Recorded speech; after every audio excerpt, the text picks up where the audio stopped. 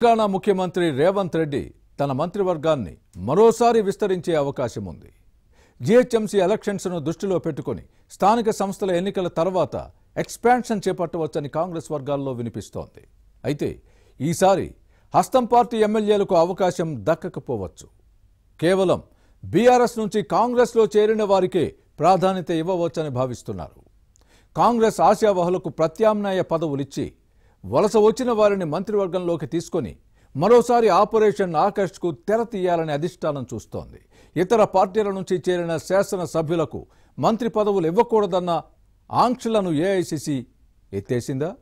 రేసులో ఉన్న కాంగ్రెస్ శాసనసభ్యుల్ని బుజ్జగించి గ్రేటర్ నేతలకు లైన్ క్లియర్ చేస్తోందా?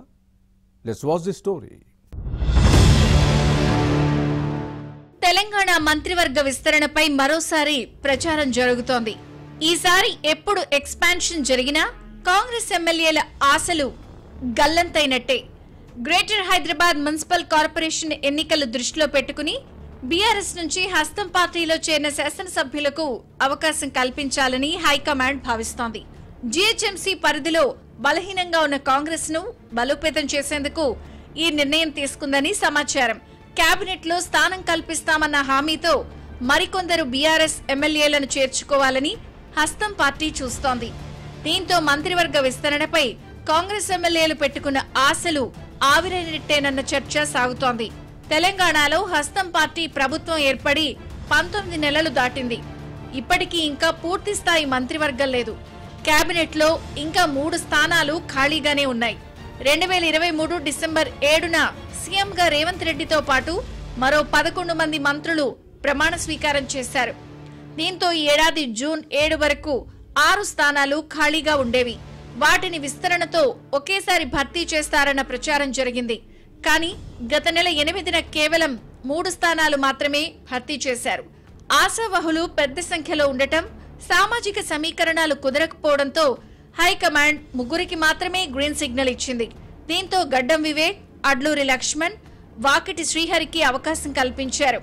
దీంతో మిగిలిన 3 బెర్తులను ఎప్పుడు భర్తీ చేస్తారు, ఎవరికి అవకాశం ఇస్తారు అనే చర్చ జోరుగా జరుగుతోంది. ఖాళీల భర్తీపై సీఎం రేవంత్ రెడ్డి దృష్టి పెట్టారని సమాచారం. దీనిపై అధిష్టానంతో సంప్రదింపులు జరుపుతున్నారని వినిపిస్తోంది. కూర్పు కోసం కసరత్తు ప్రారంభించారని తెలుస్తోంది. సెప్టెంబర్ 30లోగా స్థానిక సంస్థల ఎన్నికలను పూర్తి చేయాలని భావిస్తోంది. అధికార పక్షం మొత్తం ఇప్పటికే ఎన్నికల మూడ్లోకి వెళ్లింది. ఇక డిసెంబర్లో గ్రేటర్ హైదరాబాద్ మున్సిపల్ కార్పొరేషన్ పాలకవర్గం గడువు ముగుస్తుంది. దీంతో ఎలక్షన్స్ నిర్వహించాల్సి ఉంటుంది. ఈ నేపథ్యంలోనే జీహెచ్ఎంసీ టార్గెట్ గా స్థానిక సంస్థల ఎన్నికలు ముగిసిన వెంటనే మిగిలిన స్థానాల భర్తీతో మంత్రివర్గ విస్తరణ చేపట్టాలని యోచిస్తోంది. ఇందుకోసం ఇప్పటి నుంచే లెక్కలు సరిచేయడంపై సీఎం రేవంత్ రెడ్డి ఫోకస్ పెట్టారు అన్న చర్చ జరుగుతోంది. పార్టీ అవసరాలు దృష్టిలో పెట్టుకుని కేబినెట్ కూర్పుపై అధిష్టానానికి కొన్ని సూచనలు, ప్రతిపాదనలు చేసిందని సమాచారం. వాస్తవానికి అధికార పార్టీలో మంత్రి పదవులపై కొందరు ఎమ్మెల్యేలు ఆశలు పెట్టుకున్నారు. ఢిల్లీ పెద్దల ద్వారా ప్రయత్నాలు చేస్తున్నారు. ఉమ్మడి నిజామాబాద్ జిల్లా బోధన్ వాసన సభ్యుడు సుదర్శన్ రెడ్డి, ఉమ్మడి నల్గొండ జిల్లా మునుగోడు ఎమ్మెల్యే కోమటిరెడ్డి రాజగోపాల్ రెడ్డి, ఎస్టీ సామాజిక వర్గం నుంచి దేవరకొండ శాసనసభ్యుడు బాలు నాయక్ రేసులో ఉన్నారు. అలానే రంగారెడ్డి ఇబ్రహీంపట్నం ఎమ్మెల్యే మల్రెడ్డి రంగారెడ్డి, పరిగి శాసనసభ్యుడు టి రామ్మోహన్ రెడ్డి, షాద్నగర్ నుంచి ప్రాతినిధ్యం వహిస్తున్న ఈర్లపల్లి శంకర్ ఆశావహుల జాబితాలో ఉన్నారు. జూన్లో జరిగిన విస్తరణలోనే వీరంతా మంత్రి పదవి కోసం ఆశలు పెట్టుకున్నా చివరికి నిరాశే మిగిలింది. ఈసారి ఎలాగైనా అవకాశం దక్కించుకోవాలని పట్టుదలగా ఉన్నారు. కానీ కొత్త పరిణామాల్లో మరోసారి ఆశాభంగం ఎదురయ్యే అవకాశమూ లేకపోలేదు. మరోవైపు మైనారిటీలకు మంత్రివర్గంలో అవకాశం ఇవ్వాలనే డిమాండ్ వినిపిస్తోంది. ప్రభుత్వ సలహాదారు షబ్బీర్ అలీ, ఎమ్మెల్సీ అమీర్ అలీ ఖాన్ రేసులో ఉన్నారు.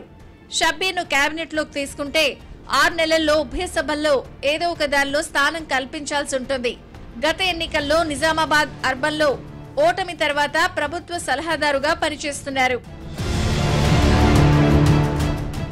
ఎవరి ఆశలు ఎలా ఉన్నా ఈసారి మిగిలిన 3 స్థానాలను రాబోయే జీహెచ్ఎంసీ ఎన్నికలను దృష్టిలో పెట్టుకుని భర్తీ చేసే అవకాశం ఉంది. 2023 శాసనసభ ఎన్నికల్లో రూరల్ జిల్లాల్లో కాంగ్రెస్ ఏకపక్ష విజయాలు సాధించింది. కానీ గ్రేటర్ పరిధిలో మాత్రం కనీసం పోటీ ఇవ్వలేకపోయింది.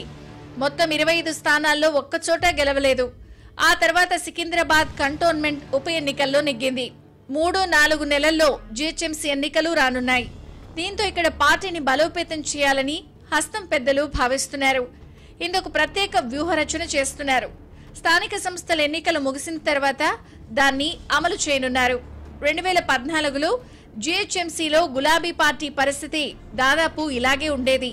కానీ ఆ తర్వాత కేసీఆర్ ఆపరేషన్ ఆకర్షకు తెరలేపారు.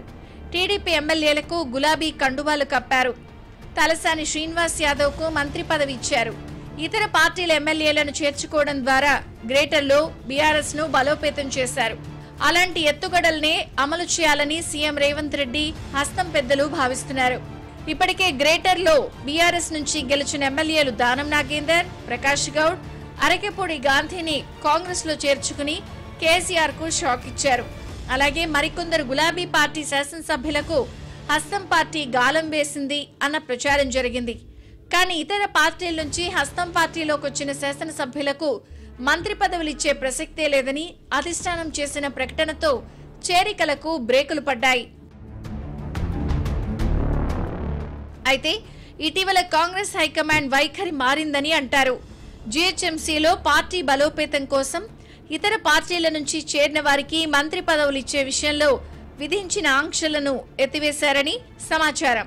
దీనిలో భాగంగా స్థానిక సంస్థల ఎన్నికలు ముగిసిన తర్వాత చేసే మంత్రివర్గ విస్తరణలో బీఆర్ఎస్ నుంచి చేరిన ఎమ్మెల్యేలకు చోటు కల్పించాలని నిర్ణయించినట్టు సమాచారం. అయితే ఖాళీగా ఉన్న 3 స్థానాలకు 2 బీసీలు, 1 మైనారిటీకి ఇచ్చే ఆలోచనలో ఉన్నారు అనే చర్చ ప్రభుత్వ వర్గాల్లో సాగుతోంది. ఇక బీసీ రిజర్వేషన్లను పెంచి ఛాంపియన్స్ గా చెప్పుకుంటున్న సందర్భంలో ఓసీలకు ఇవ్వడం సరికాదని అధిష్టానం పెద్దల ఆలోచనగా తెలుస్తోంది. ఇదే విషయాన్ని రాష్ట్ర నాయకత్వం దృష్టికి తెచ్చినట్టు సమాచారం. దీనిలో 2 బీసీలు కూడా కారు పార్టీ నుంచి వచ్చిన వారే ఉంటారని హస్తిన పెద్దలు ముఖ్యమంత్రి సహా రాష్ట్ర నాయకులతో చెప్పినట్టు సమాచారం. ఈ విధంగా చేస్తే మరికొందరు ఎమ్మెల్యేలు బీఆర్ఎస్ నుంచి కాంగ్రెస్ లో చేరడానికి సిద్ధంగా ఉన్నారని చెబుతున్నారు. దీంతో కాంగ్రెస్ ఆశావహులను బుజ్జగిస్తూ సీఎం రేవంత్ రెడ్డి గ్రేటర్ నేతలకు లైన్ క్లియర్ చేయడంపై ఫోకస్ పెట్టారని వినిపిస్తోంది. నిజామాబాద్ జిల్లా బోధన్ ఎమ్మెల్యే సుదర్శన్ రెడ్డికి కేబినెట్ హోదాతో ముఖ్య సలహాదారు పదవి ఆఫర్ చేశారని సమాచారం. ఈ మొత్తం వ్యవహారం ఏ విధంగా ముందుకు సాగుతుందో చూడాలి.